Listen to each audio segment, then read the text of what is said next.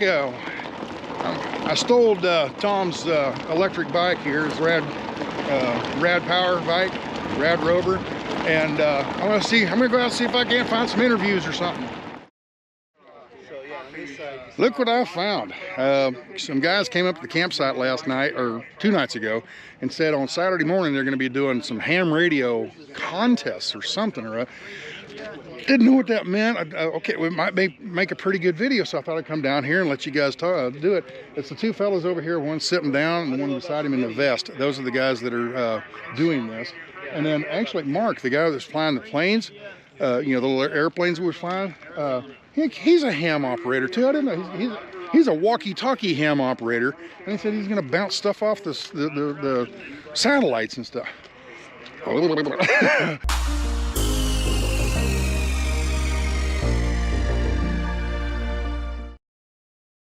let me go find out, see what this is all about. This contest or something.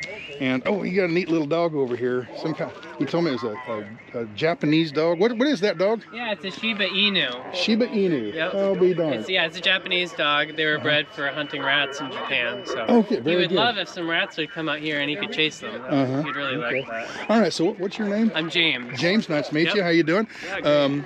Yeah, you came up to the fire the other night and were telling us, kind of let everybody know you're going to be doing this contest, or what's going on? Yeah, so this is called Winter Field Day, and so I'm an amateur radio operator. We got actually several hams out here, ham radio, and what we're doing is this is the winter version of a summer event. So normally in the summer it's a big event across the U.S. where ham radio clubs and individuals go outside in the field and they try to talk to as many other people in the U.S. as possible, and sometimes the other countries will chime in as well. But basically, it's kind of like for emergency preparedness, as one of the aspects of it. So you know, say if there was some sort of disaster and we needed some alternative ways to communicate, we've kind of got some practice in. So this would be okay. Just let me try to understand here.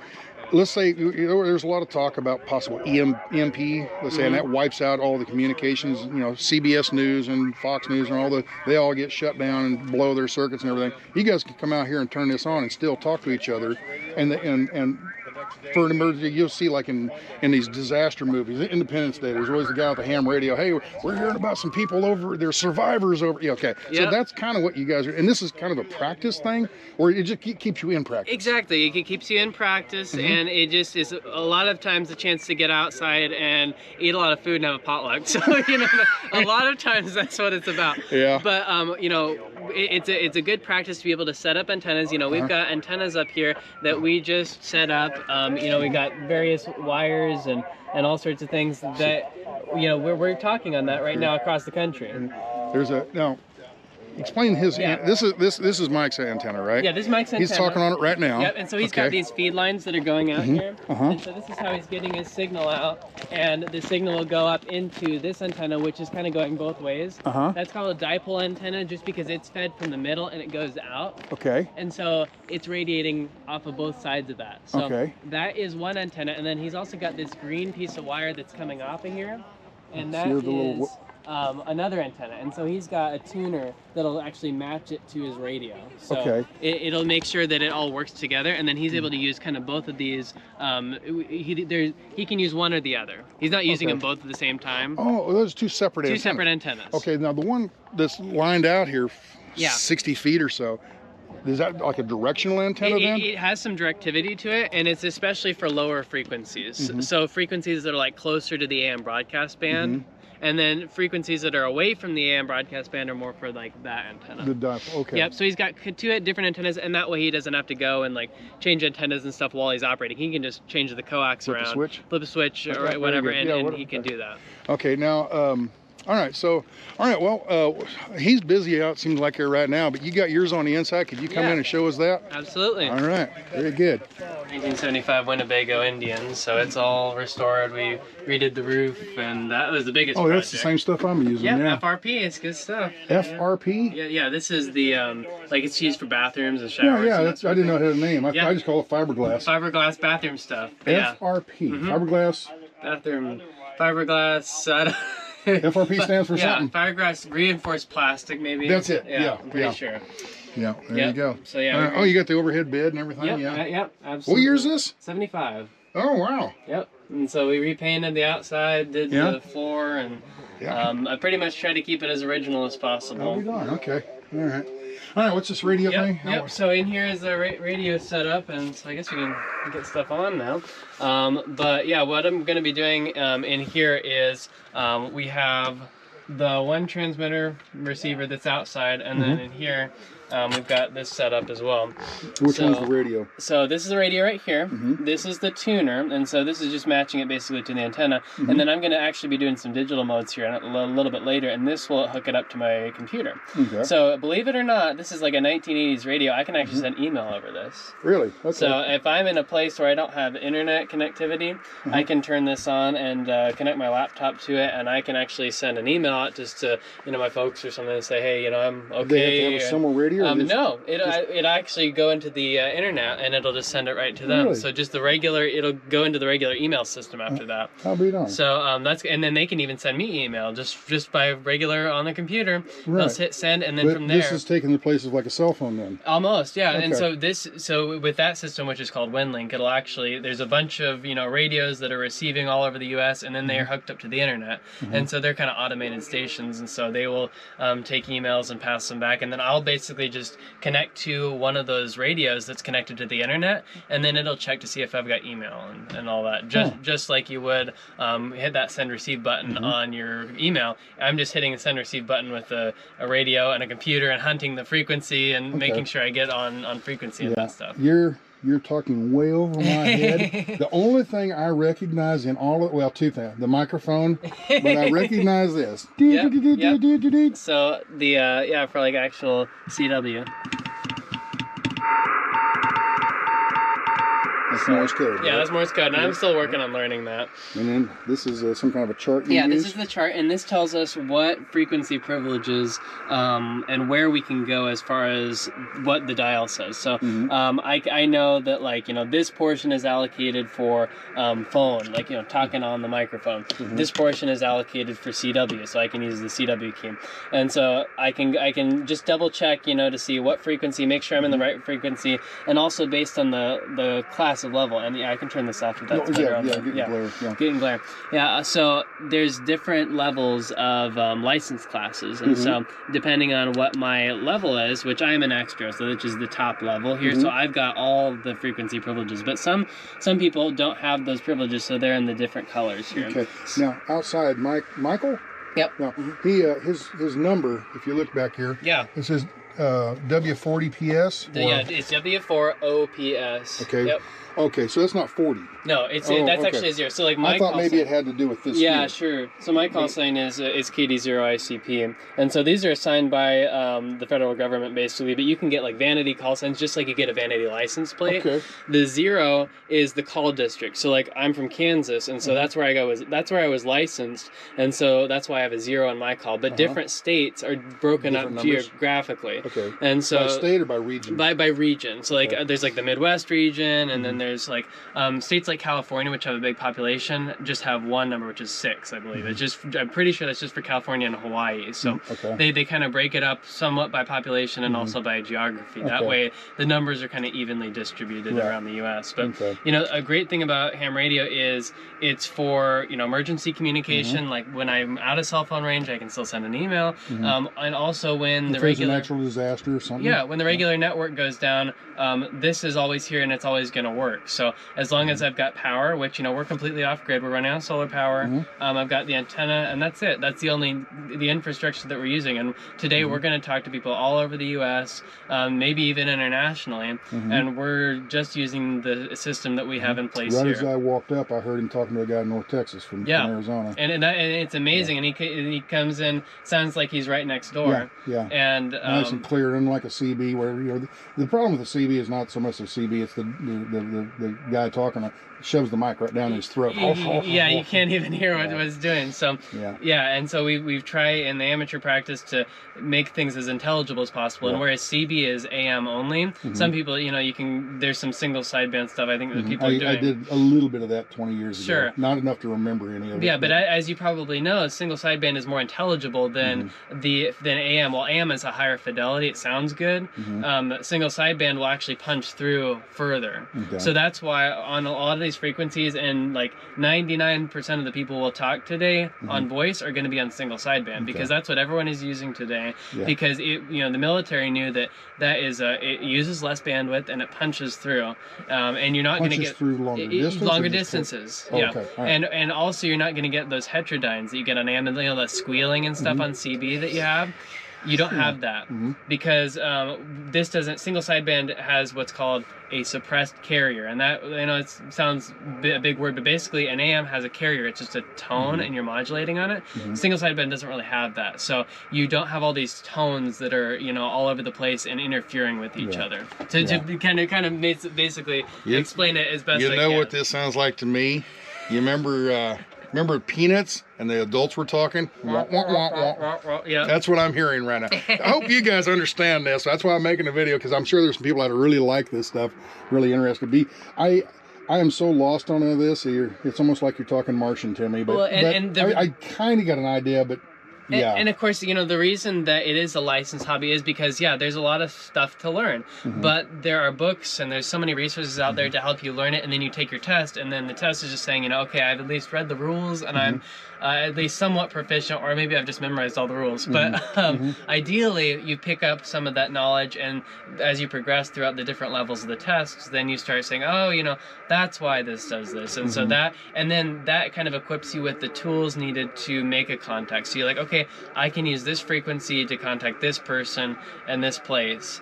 And so that's kind of how it's the art and science sort of thing of radio. So that's why this is kind of the next step away from, you know, something like CB can be great for just simple pick it up. You know, you can have a caravan of people talking to each other and that sort of thing. But this has a lot of different applications. You know, this radio is just one very small aspect of amateur radio. We can use handheld walkie-talkies basically to talk to each other. We can use different frequencies locally, and so we can use, and we can use vintage radios, we can use brand new stuff. When you take a look at Mike's setup over there, he's got a full color display with an actual waterfall. We call it a waterfall because it's showing you a picture of what the radio spectrum looks like. Whereas I can only hear it on here, he can actually see what the voices look like and everything. Spectrum. Yeah, it's basically a spectrograph of what the whole band spread is looking like. So he can actually see where people are talking. Whereas on this older radio, I can't. I just kind of have to tune around and listen. He actually has a color screen on there, and he can see it. He can do all sorts of fancy stuff on that radio that this one can't.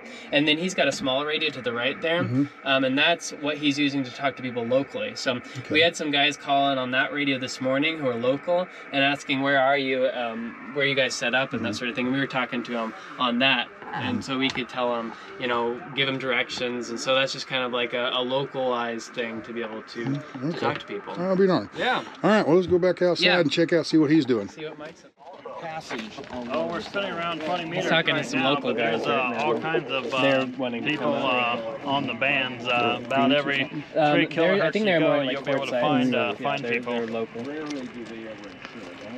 Okay, which band? I didn't catch it. Or did you say? 20 meters. We're hanging out on 20 meters right now, but everywhere you turn the dial, there are people talking. Oh, okay. I'll dial around 20 meters, see if anybody pegs the S meter. I'll know it's close by. WA65EL. All right, roger that. This is W4 OPS. What color are you using? So you trying to find new channels or something? Yeah, I have this waterfall thing that comes down here. So I know someone's talking there. I can spin the dial over there and dial them in.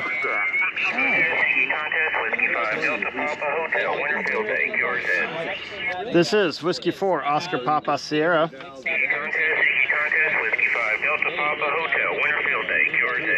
This is Whiskey 4 Oscar Papa Sierra. With the Whiskey 4 station again? Yeah, Whiskey 4 Oscar Papa Sierra. Oscar Papa Sierra. Okay, Whiskey 4 Oscar Papa Sierra. Real line copy. By the copy, please copy 1 Hotel Oklahoma. 1 Hotel Oklahoma. QSL? Roger that. I got 1 Hotel Oklahoma. Thanks for Oklahoma. We are 3 India in Arizona. All right, I copy 3 India, Arizona. Good luck in the contest. Thanks for the contact. This is W4OPS. 73, Whiskey 5 Delta Papa Hotel, QRZ. Whiskey 5 Delta Papa Hotel, QRZ contest. That's what we did in here, yeah. The rubber and plastic just went out. You know, the engine is 440. And then you spin the dial and go find someone else.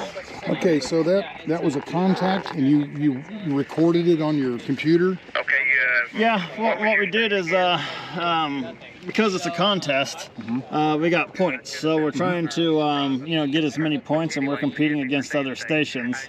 So right now we've contacted people from Oklahoma, Georgia, Ontario, Mississippi, Virginia. We got people from all over the U.S. trying to contact us, and we're trying to contact them. So in the end, everything gets tallied, and then they come out with scores on, you know, who got the most contacts, you know, being indoors, who got the most contacts being outdoors. So it's a fun hobby. On days like this, it gets crazy because everyone's on the air all at the same time. Right. But you It's can like find you're people. just pulled into a truck stop and everybody's yakking on the CB at the same time. Right? Yeah. Yeah. Okay. Yeah. But you can Whoever has definitely- the strongest radio bleeds through on top. Kind of. Yeah. Kind of. Like this person sounds great. No, where would he be from? KC1 LKL, 1 Hotel Alpha Romeo. Is KC1 LK Okay. Whiskey 1 LKO, is that it? Kilo Charlie 1 Lima Kilo Oscar. Okay, KC1 LKO, 1 Hotel Alpha Romeo. Roger that. I am 1 Hotel, New Hampshire, November Hotel. Are you going to try to get him? Got it, thank you for the receipt. Whiskey 5 Papa India Golf. This is Whiskey 4 Oscar Papa Sierra. Victor Echo 3 Sierra Whiskey November, 1 Hotel Alpha Romeo.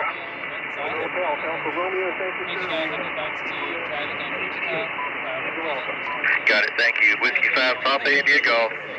This is Whiskey 4 Oscar Papa Sierra. Whiskey 4 Oscar Papa Sierra, 1 Hotel Alpha Romeo. All right, please copy 3 India, Arizona, 3 India, AZ. Got it, thank you for Arizona. Whiskey 5 Papa India Golf. Just like that. Now you're going to record it into your thing? Whiskey Bravo 6 Yankee. Yeah, I gotta remember what it said. 1 Hotel Alpha no. Romeo. Did I mess you up by having a camera on you? No, he's Alpha. You have it recorded though. That's why you hit Yeah, the I'm record recording button. here too. Did you So call in with Zulu? that's the beautiful thing about this machine is I can record everything that's going on, so I can go back and re-reference it later. Tonight on. you can go. Oh, this is a 24-hour thing though, right? Yeah. So you'll go back tomorrow. We'll and be farm out on here both. till midnight tonight talking on the radio. Really? Wow. And the thing is, on the radio, and this is really neat, if you look at it, Okay, we'll get the camera. Okay.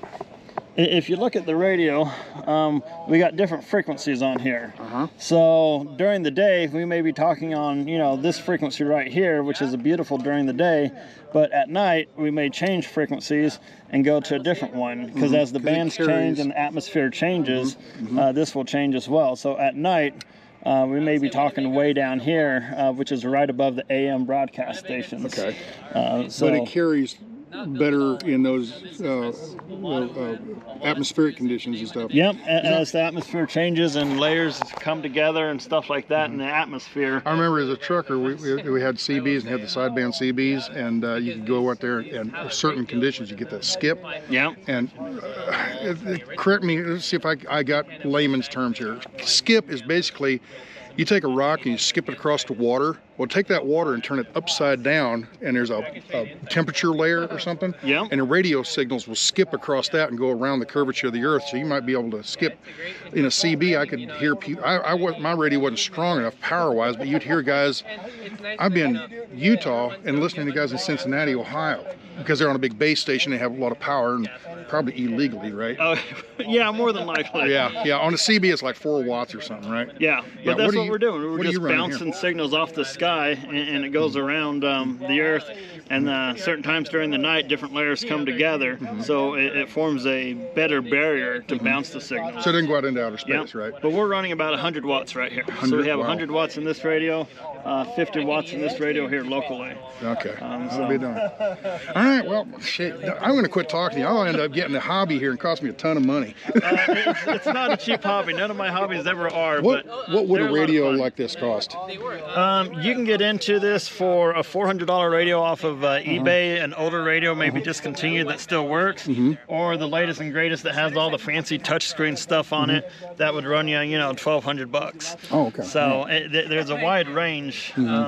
But I mean, if you're going to get a mobile to put in your truck or something like that to talk around town, to talk to your friends, you know, $300 for a mobile and an antenna. That's a ham radio also? This is a ham radio. I thought that was a CD. Nope, this is a ham radio too. Okay, very good. But it's just a mobile ham radio. So if you want to talk to the repeaters up top. Okay, that's something you'd put in your car. Yeah. Pick up. Okay. Yeah. Because there's no way I could take my handheld and talk to someone on the other side of that mountain.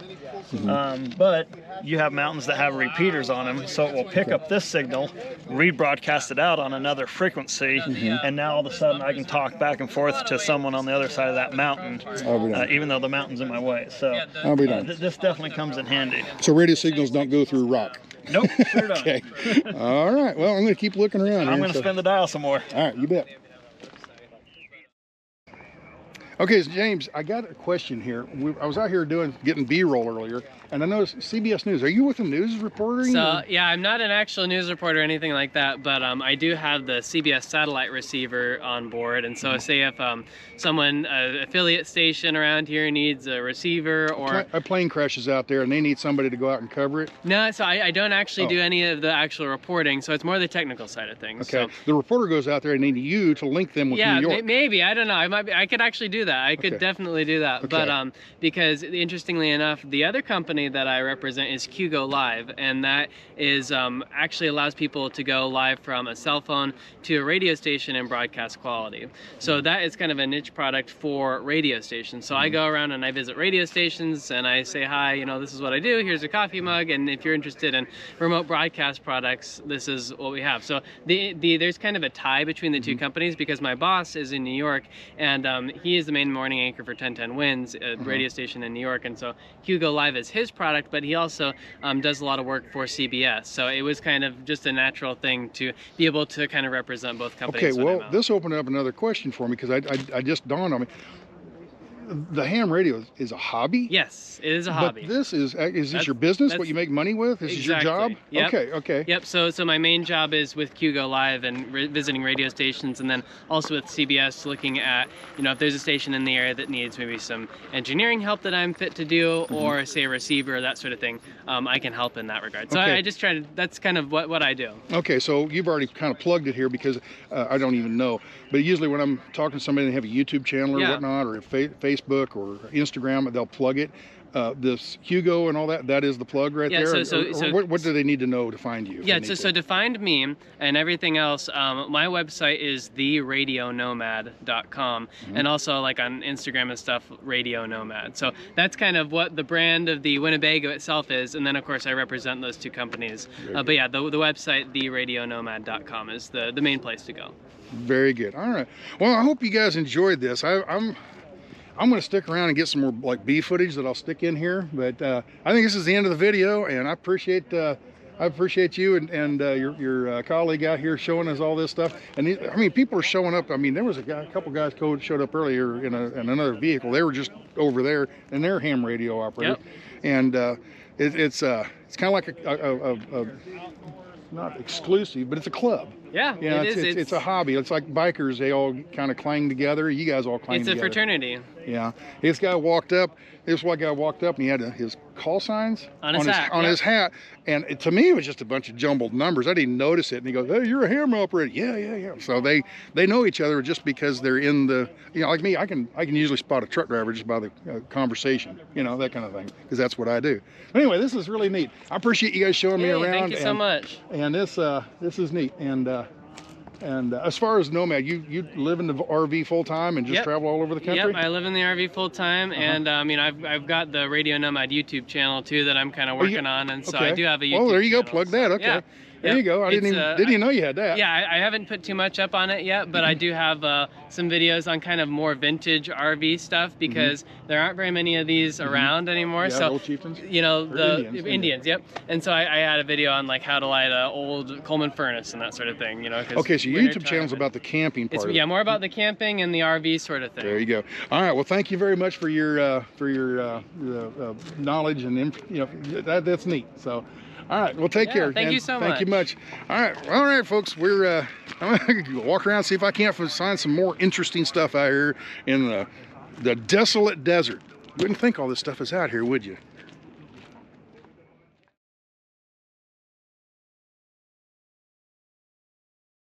That's VH. You're on 2. You're on 440. That's on 2 meters. So I'm transmitting on 440. Okay. That's a 3-element URV on VHF and that's 7-element URV for UHF. The shoulder elements.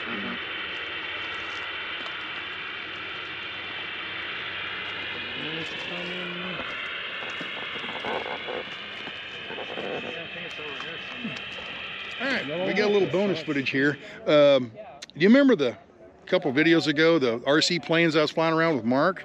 Well, I crashed his plane, so he won't let me play with his new toy. But he has another toy. This folds down into a really small little package so you can store it away and everything. Right, but explain what you're doing, because those guys are doing a ham radio. What are you doing? So what I'm doing basically is transmitting a radio signal up to a satellite, and as that satellite's traveling over, like you see when the sun goes down, you see those satellites go by. Well, some of them have radios on board. Turn around for the sun. Okay. Some of them have radios on board that will pick up a signal and then retransmit it at a different frequency. So I'm sending a signal up there, and then it's retransmitting it at a different frequency, and then somebody else is picking it up and then talking back to me. So we're talking to each other through the satellite. So it's electronic and everything, but you can almost say like it's a mirror up there and you're just bouncing off the mirror. Exactly. It's all electronic and everything. It's not just bouncing off, but is that called like a satellite bounce, or what do they call this? It's called a satellite repeater. Repeater, okay. Right. And now you're going to try to talk to anybody, but they could be where? Here in America or over in Europe? Or? Well, only within the footprint circle of the satellite where it's picking, transmitting. So you're not going to get Australia doing that? No, but it could hit Texas with a little handy walkie-talkie. Okay, wow. So we're using a walkie-talkie. All this collapsed down to something you can fit in a backpack. Yeah, in a glove box almost. I saw you unpack the thing. Yeah, it's a small little setup that that gives you the ability to talk to somebody in Texas or Missouri. It depends. If they're right over your head, it might be over to California and maybe into New Mexico. Yeah. But if it's at a low angle, it goes farther, so I could hit as far. The satellite's over New Mexico, so you can go all the way to Texas or Louisiana. If the satellite was saying flying over Texas, I could bounce from there to somebody in North Carolina. Oh, wow. Okay, so and a walkie-talkie. With the walkie-talkie. Yeah. It's just part of the hobby. I had too much shit. I can't do it.